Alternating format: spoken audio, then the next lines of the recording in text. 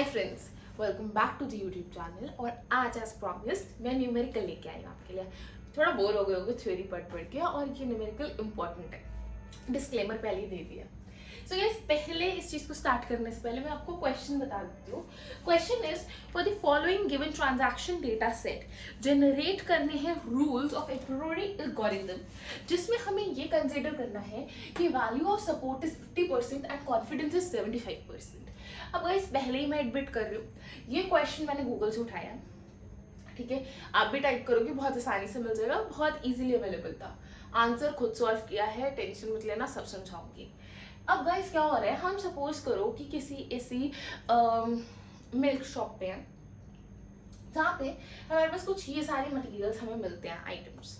अब हमें करना क्या होता है, देखो, फ्रीक्वेंसी ऑफ आइटम सेट्स निकालनी होती है। अब फ्रीक्वेंसीज हम इस हिसाब से निकालते हैं, पहले हम एक आइटम को देखेंगे सिंगुलर फॉर्म में, ठीक है, एक एक एक एक एक अकेले अकेले। फिर हम उन दोनों को डबल पेयर्स करके देखेंगे कौन सा किस हिसाब से बिका है। फिर हम 3 का करेंगे, फिर हम 4, डिपेंडिंग अपॉन हमारा डेटा सेट कैसा है और कितना बड़ा है, ठीक है। बट अभी हमने एक एक करके किया कुछ नहीं है, यहाँ से उठाया सारा, एक एक करके लिख दिया। जैसे ब्रेड, चीज, एग, मिल्क, सो जो जो यहाँ पे है वो सब लिखे हुए आपको मिल जाएंगे इधर। अब बात करते हैं फ्रीक्वेंसी किस हिसाब से लिखी। सो फ्रीक्वेंसी लिखने का हिसाब ये था कि ब्रेड हमारे 4 बार आ रहे हैं पूरे के पूरे इस आइटम सेट में, ठीक है। अब चीज हमारे पास 3 बार आ रहा है, एग हमारे पास 1 बार, मिल्क 4, जूस 3 एंड योगर्ट 1 बार आ रहा है। अब सपोर्ट किस हिसाब से निकाला है, देखो वैसे तो मैं आपको एक्सप्लेन कर देती हूँ कि इसका फॉर्मूला क्या है, कुछ नहीं है। सपोज मैंने ब्रेड हिसाब लिया, ठीक है, तो मैं क्या करती हूँ, मैं ब्रेड छोड़ो, मैं यूनिफॉर्म बता देती हूँ, ठीक है। एन ऑफ एक आइटम कोई भी, सपोज एग ले लो इधर, ठीक है, अपॉन में total number of items, upon में टोटल नंबर ऑफ आइटम्स, ठीक है, टोटल नंबर ऑफ आइटम्स।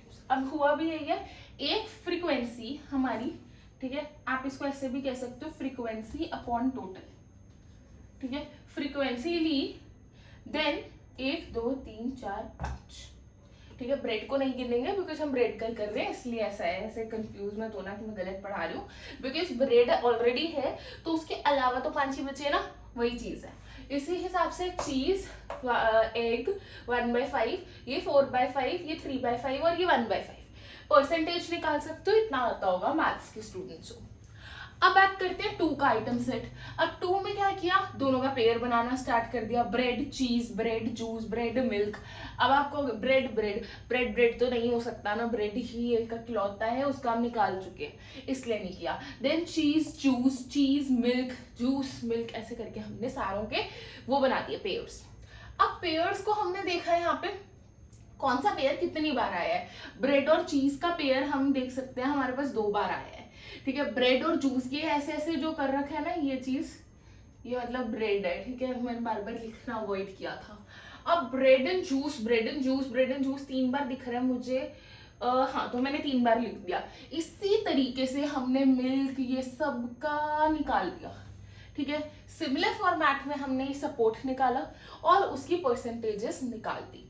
अब ऐसे आप थर्ड का करोगे, 3 आइटम सेट्स, तो आप ब्रेड चीज जूस ले लोगे, ठीक है, ब्रेड चीज मिल्क ले लोगे, ऐसे करते करते आप बनाओगे। एंड जब आप कैलकुलेट करोगे आप सबको समझोगे कि ये लेस देन 50% है। अब एक चीज जो मैंने आपको नहीं बताई थी अभी तक, ये 50% और ये 75% का यूज कहाँ आता है। सो गाइस, 50%, अब सपोर्ट की बात करते हैं, यहाँ पे आ जाते हैं दोबारा। इनमें से हमारे पास 50% से कम कौन कौन सा है, एक तो एग और दूसरा योगर्ट। ये दोनों तो हमने पहले ही अपने सिस्टम से वेव ऑफ कर दिए, ठीक है, क्योंकि हम इसको कैलकुलेट ही नहीं करेंगे, क्योंकि हमें सपोर्ट ही मिनिमम 50% चाहिए, ठीक है। तो ये दोनों तो हमने कर दिए, हटा दिए। अब बात करते हैं, तो आप ये भी नोट करोगे कि एग एंड योगर्ट का हमने कोई पेयर नहीं बनाया। अब बात करते हैं यहां पे, सपोर्ट हमें 50% या उससे ऊपर चाहिए, तो मेरे को तो ये चीज सिर्फ एक ये और एक इसमें इन्हीं दोनों में दिख रही है, मैंने इन दोनों को चूज कर लिया, बाकी सब निग्लेक्टेड। अब मैं थर्ड का जो पेयर बनाऊंगी ना, जो मैं 3 आइटम सेट्स की बात कर रही थी, वो मेरा ब्रेड जूस, इसको हटा देती हूँ, ठीक है, ब्रेड जूस चीज, इन सब से रिलेवेंट बनने वाला है, ठीक है। अब देख लेना, ब्रेड जूस चीज एक साथ कब आए हैं, एक ही बार आया है, एक बार का मतलब आप हिसाब लगा लो, लेस देन ही है, ठीक है, इसलिए हमने इसको भी हटा दिया। तो कैलकुलेशन बेस मेरा 2 आइटम सेट्स का रह जाएगा, ठीक है गाइस। अब बात करते हैं हम करेंगे क्या। सपोर्ट का काम तो यहीं तक हो गया हमारा। अब आएगा कॉन्फिडेंस का रोल।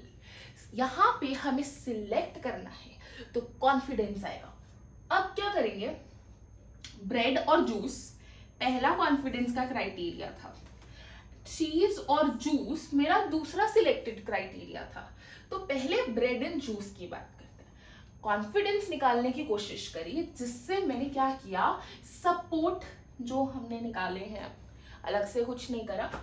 तो अब क्योंकि ये दोनों आ गए, इन दोनों का union, I am so sorry, इन दोनों का यूनियन, ठीक है, एंड सपोर्ट ऑफ ब्रेड अकेला, ठीक है। क्यों, क्योंकि ब्रेड हमारे पास एक ऐसी चीज है, मतलब हम ब्रेड को एक उस पे लेके चलते पाए, ठीक है, मतलब एक कंसिडरिंग फैक्टर इस केस में, ठीक है। तो मैंने, और वैसे भी आप देखोगे कभी भी आप ऐसे यूनियन करते हो तो अपॉन में वही टर्म आती है जनरल केसेस में जो यहाँ पे होती है, ठीक है। अब ये तो मैंने थोड़े अंदाजे लगा रखे हैं इसलिए बता रही हूँ, बट अदरवाइज ऐसे रट्टा मत मारना, जो कॉन्सेप्ट है उस हिसाब से चलना।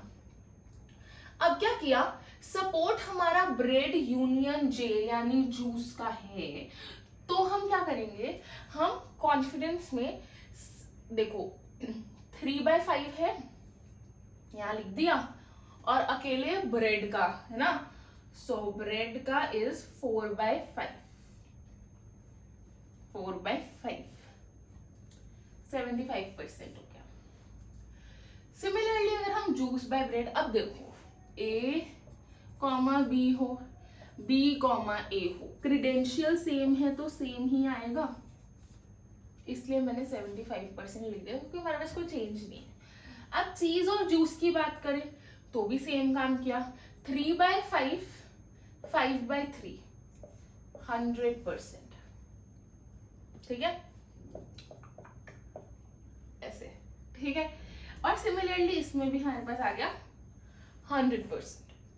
सो इसका मतलब ये दोनों के दोनों हमारे 75% कॉन्फिडेंस के क्राइटेरिया को यस सॉल्व कर रहे हैं। मतलब हम कुछ भी चूज करें, एवरीथिंग इज करेक्ट, ठीक है।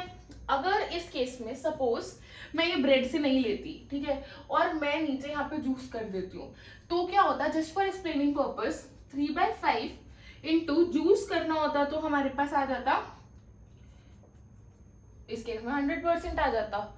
सो सॉरी अगर मैं एक एग्जांपल दे देती हूँ, सपोज कुछ ऐसी टर्मिनोलॉजी आती जो हमारी 60% बन जाता, ठीक है, तो अब क्या होता कि मैं इसको निग्लेक्ट कर देती, ठीक है। मेरा मेजर मकसद बताने का ये चीज थी, ठीक है, समझ आई। सो आई गेस इतना टफ नहीं है, और नंबर आप ले सकते हो इसको देख के, है ना। So that's all for this video, and I'm very proud and happy to tell you that हम यूनिट 3 भी ऑलमोस्ट खत्म कर चुके हैं। सिर्फ एक कॉन्सेप्ट है, वो भी बहुत छोटा सा, और वो एक ही सेकंड में आपका खत्म हो जाने वाला है। सो उसकी वीडियो बहुत लंबी होगी नहीं, पर मैं सोच रही हूँ थोड़ा सा पुराना एक्सप्लेन कर दूंगी, तो इसलिए थोड़ी सी लंबी हो सकती है, मैक्स टू मैक्स आपकी 5-10 मिनट, इससे ऊपर नहीं लूंगी।